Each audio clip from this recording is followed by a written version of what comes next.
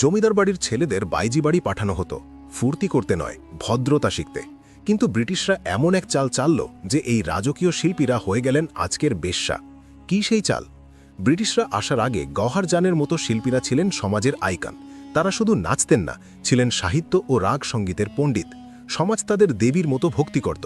তখন গান গাওয়া বা নাচা ছিল উঁচু দরের শিল্প, শরীর ব্যবসা নয়। কিন্তু ব্রিটিশ মেম সাহেবদের হিংসে হলো। তারা দেখল ভারতীয় পুরুষরা তাদের ছেড়ে এই শিল্পীদের বেশি কদর করছে। 1892 সালে তারা শুরু করল এক নোংরা প্রচার, অ্যান্টি নচ মুভমেন্ট। তারা আমাদের মগজ ধোলাই করল এই বলে যে ভদ্রবাড়ির মেয়েরা সবার সামনে গান গায় না, যারা গায় তারা চরিত্রহীন। ধীরে ধীরে আমরা আমাদের নিজেদের শিল্পীদেরই ঘৃণা করতে শিখলাম। শুধু কথাতেই থামল না, ব্রিটিশরা আইন করে বাইজিদের সব সম্পত্তি বাজেয়াপ্ত করল। রাজাদের ভয় দেখালো, এদের টাকা দিলেই জমি কেড়ে নেব। ব্যাস, রাতারাতি রোজগার বন্ধ। পেটের দায়ে যে নারীরা একসময় মখমলের গদিতে বসতেন, তারাই বাধ্য হলেন রাস্তায় দাঁড়িয়ে নিজের শরীর বিক্রি করতে।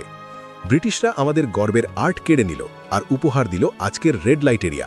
আজও আমরা স্টেজ পারফর্মারদের যে বাঁকা চোখে দেখি, ওটা আসলে আমাদের নিজেদের নজর নয়, ওটা ব্রিটিশদের পরিয়ে দেওয়ার 200 বছরের পুরনো চশমা। ব্রিটিশদের এই নোংরা চক্রান্তটি কি আপনি আগে জানতেন?